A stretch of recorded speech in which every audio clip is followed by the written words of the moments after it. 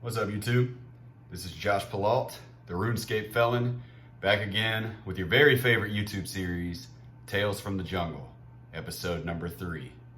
And this time, we're going to be discussing the only time ever that I actually held a prison shank in my hand during what was almost a race riot. Luckily, it was prevented, but we will get to that. So in case you're new to this series, I did 6 years in federal prison, 5 the first time, and then went back for a year for violating probation.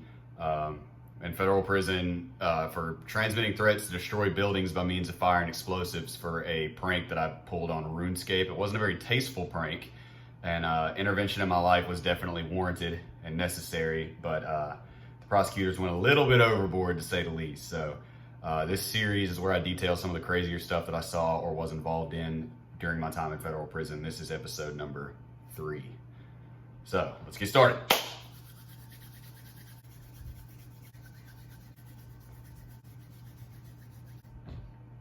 All right, so there's always so much background information to give in these. You know, the like societal functions, if they could be called that, inside federal prison are so different that it's not just like I can just like start chatting about the series of events without giving some kind of background info. So basically, at FCI Talladega, the same prison that FPS Russia went to, the medium security prison there, the TVs are very much divided into race. There's a white TV, there's a black TV, then there's a sports TV in a room where everybody can go chill in there and watch it for sports, and then there's a Hispanic TV room as well. They don't give a shit if you want to go in there and watch TV with them, at least not white guys. I have no idea if they would be okay with black guys going in there. I never saw one try it. But they didn't care if other people, to my knowledge, went in there. I went in there and chilled, trying to immerse myself to learn language a little better. Anyways, and then there's one more TV in the unit for like the institutional movies that they show on Friday and Saturday nights. A lot of times they'll show a fairly recent movie, and that one again is open to the public. But the white and the black TVs are very much divided, very, very much so. So one, you're not really supposed to sit and watch it, the other one. One thing that I can tell you is that the black dudes will like forgive a black dude if he wants to go like watch the white TV from a distance and see what they're watching, but the white dudes will not forgive a white guy for going to investigate what's on the black TV. So I mean, if you stand far at the back of the room, put your earbuds in and watch that TV, nobody's really going to say anything, but you're not supposed to put your chair down there and go sit and like enjoy the TV with everybody. So that being said, it was almost lockdown time. Like at like 9:50 at night, everybody has to go in their cell and they lock the door at night, you know, lockdown, until like 5:30 or 6 o'clock in the morning. They come roll the doors, unlock it, let everybody out. So we were all chilling, almost lockdown time. A lot of people were drinking. I believe this was around the holidays, and people get pretty crunk, if you know what I'm saying. Around the holiday time, a lot of wine is made, a lot of drugs come in, probably self-treating depression, but that's a story for another day. But anyways, there were 2 drunk people. One being a black guy, one being a white guy in this story. So there was a white dude up at the top of the stairs in the second row where all the cells are upstairs. And then,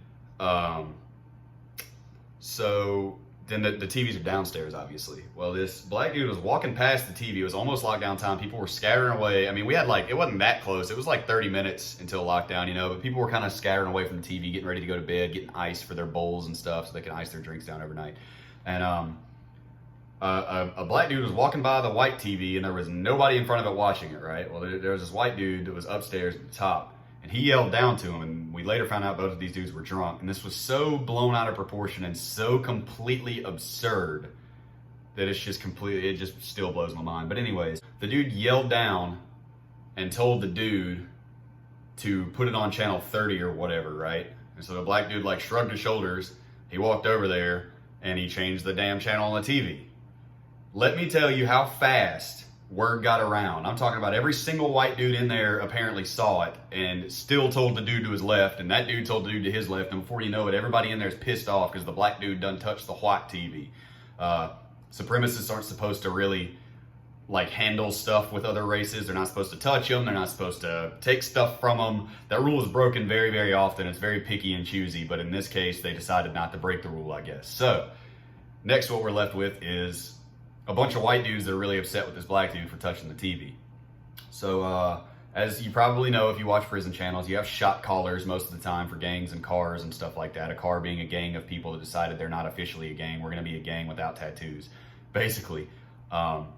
So they go get the white shot caller guy that kind of speaks for most of the white guys, you know, like the head white guy, if you want to call it such. And he goes over there and starts talking to the higher ranking black guys. And he's like, hey, listen, man, your dude went over there and touched our TV, bro. That ain't cool. That ain't cool. And they're, oh yeah, sorry about that, man. It won't happen again. They're like, nah. He touched our TV, bro. It won't happen again. Something's going to happen. And so, like, everybody's getting real fired up about it, dude. They were, like, in this huge beef about it, man. People are going cell to cell and letting each other know, yo, man, this shit's going to pop off, bro. And the thing about it is, when something like this happens, it transcends the gangs and stuff like that. When something like this happens, blacks got to have the blacks' backs, and whites got to have the whites' backs. So, needless to say, it doesn't matter if you're, you know, Aryan Brotherhood and Aryan Nation and you don't like each other most of the time. If it comes down to whites versus everybody, obviously the whites stick together. If it comes down to blacks versus everybody, the blacks stick together. Obviously, I mean, that makes sense, doesn't it? I was actually in my cell for a good portion of this. I, like, pretty much never watched TV. Like, I was out on the rec yard playing guitar until I had to come back to the housing block. And when I was in the housing block, I was normally sitting in my cell writing a song or reading a book, like 95% of the time. Sometimes I'll watch the institutional movies, and for some god-awful reason I'll never understand, I watched every episode of the first original series of Party Down South. I don't know why. Don't hold that against me. That's the one show that I ever watched in its entirety in there. But a lot of dudes just don't play about that TV. A lot of dudes, that's how they do their bid. They come out of the cell in the morning, they plop down in front of the TV, and they don't get up until it's time for lockdown. And they have seen every episode of every major show in the last, like, 10 years. They know it better than you do, and they're in prison. But I didn't care much for the TV. I didn't really watch it. Almost every major fight and serious issue that I saw come out of nowhere when I was in jail and prison came around TVs. So I learned early on, don't mess with remotes, don't mess with people's channels. I just stopped watching TV. It's just too much drama. Dudes are completely obsessed with it. It's like a drug to them. So I think I was in my cell at this point, and this dude that was an Aryan Nation comes into the cell with me. I was in there by myself. I was reading a book. I have no clue what book I was reading. But he comes in and he walks up to me and he's like, listen, hey, Josh, bro, it's about to go down out here. I'm like, what's going on? He's like, look, man, it's about to be a full-on race riot. It's about to be blacks versus white in here. We're outnumbered 10-1. This is not a drill. And the dude handed me a shank. All right, now this was not like the knife that I was holding in the thumbnail, okay? This is a nice little pretty kitchen knife. These aren't in prison, all right? Even in the kitchen, they got some kind of funny stuff with the knives, with tags on them and all this crazy stuff. But anyways, you have to take into consideration the fact that this was a chunk of a gate, I think. It was like broken off of a chain link fence. So it was like a long piece of metal that was just basically sharpened into a straight poker, you know? And it had like, it had rubber bands around the bottom part and something tied onto it, like a knot of cloth and rubber bands around it for a grip and a handle. I mean, this thing was like this long. It was a poker, you know? It's not gonna like slash somebody. It's for stabbing them and poking them. Pokey, pokey. Pokey, pokey, pokey to the guts. So this dude puts this knife in my hand, tells me this is not a drill, spins around and walks out of the cell. I cannot even tell you. I'm not one of the dudes, if you see my stuff, I don't sit here and brag and try to act like I was all hardcore when I was in prison. I almost pissed my pants when this dude said it's about to be blacks versus whites. I mean, we were outnumbered 10-1 for one thing. And for another thing, I don't care about that TV. I'm not a white supremacist. I'm not racist. I'm not about to stab somebody. I had like 16 months on my sentence. I had 16 months left on my sentence. And these dudes want me to go out here and kill somebody because somebody else touched the TV? This is how prison works. This is prison mentality. You know what I mean? Oh my God. Yeah, I was about to pee my pants. So I walked out of the cell because I'm freaking out now. And I'm like, what the? And I put the shank in my waistband, you know, right there. The only time I ever had one on me. I never touched one or had reason to have one again after this. I didn't have to have one at this point either, but we'll get to that. So I walk out of the cell, and this is when I realized that something horrible was going on. A lot of these details that I know now, I learned about after the fact. I walked out of the cell, and you remember I told you there were 2 stories of cells. So there was like an upstairs section with a big horseshoe-shaped like cell block, you know, up there. When I walked out, all of the Hispanic guys, which were mostly the Mexican gang, the Paisas, were all standing around the upper level with their arms crossed, just watching us down there, watching what was popping off. And that's when I realized that something incredibly serious was going on, and it could get really, really ugly in a second. Like I almost pissed for real just seeing all the Hispanic dudes up there, like all the Paisas up there watching what happened, because they were out of it. You know, they didn't have a dog in the fight. They were Mexican. They weren't white or black. They were just up there watching and keeping to themselves and making sure that they were all together and taken care of. You know, like, okay, we're all here. If something happens and we got to get involved, we will. Hopefully we don't, but they were all there. I walked out and I just looked up, and it's just all Pisces standing up there. Dead serious faces, nobody joking, nobody laughing. They're just watching. Arms crossed, just watching. You can see some of them holding their hand under their shirt. You know, they all had their knives with them. They were just keeping it safe. You just got to be careful. You know, you just got to watch. You just got to know. They weren't in it, but you never know what's going to happen. So I said something expletive is going, what the expletive is going on here. And, you know, I'm looking around trying to figure out what's up. All the white dudes are in like 5 cells over here, all crowded, all the doors open. They're all walking between these cells, talking, mobbed up over here. All the black dudes are on this side of the room, just like talking, and you can feel the tension in the air. You can cut it with a knife. Like, I mean, just like you could barely breathe. It was so tense in there, you know. You could just feel the negative, just horrible vibes in the air. And I walked over towards the white dudes, and before I even had a chance to say anything, I looked up, and I saw that one of the relatively high-ranking black dudes was actually going into a cell of a black dude that's doing life. He's the store man, and he's a really wise guy, really level head on him, and he had been locked up for like 20-something years at this point. He was doing a life sentence. Like I said, I think he was 28 when he came in, and he was in his 50s at this point. So he goes in there, and the dude had been asleep the whole time because it was almost lockdown time. A lot of the older heads go to bed kind of early. So he goes in there and wakes the dude up, and I see them go in there, and I'm over here dead silent with these white dudes like, we're all about to die. And they go in there, and I see them, I guess they woke the dude up, the store man that I'm talking about. And about 2 seconds later, he comes walking out of his cell with that guy, and they go in the cell next to his, which was like 2 cells down from mine, actually. Not that I was in my cell, because that's where all the black dudes were hanging out over there, and I'm just not about to be a free pick. So they go into a cell with a really famous guy that there's a lot of documentaries about. He's doing life plus 255 years, and he is a Muslim, and he's a black dude, and he's doing a big fat sentence, and he is also he's really wise. He's actually really funny, and he was a relatively good friend of mine during my prison time there. They went in there, and he had been asleep, and they woke him up, and all of a sudden I just see his door fly open. He's putting a robe on, right? This robe is older than me, bro. They stopped selling robes in the feds in like the early 90s. I was born in 92. He told me one time he had a pair of shower slides that he'd had since before I was even born. I think that might have been right, but he comes out with a robe. He's putting a robe on over his shorts and looking like just kind of mad. I'm like, what the hell's going on? What are these youngsters getting up to, you know? And him and the store man, those two lifers, go over there to some of the black dudes and get some of the like higher ranking ones, and they pull them off into a cell together for a minute. And they're chatting, they're chilling, whatever. We're all watching what's happening. They come out together. They walk straight up to the white dudes, and they go straight up to the little head Aryan guys, and they're like, what's up? Let's talk about this real quick. Let's be cool. And, you know, that's a shot caller's job. Let's talk about this before shit hits the fan, you know? So he's like, okay, cool. They go off into a cell together, all right? And they're in there for like 10 minutes, and we're all sitting out here. And let me tell you this. I had this knife in my waistband, right? If one person would have stabbed another person, I was going to get that knife out. I was going to throw it against the wall as hard as I possibly could. I was going to run straight into the CO's office and dive under his desk and ask him to please help me. I don't care. You can think what you want about me, bro. I'm not about to die about this TV that I don't watch.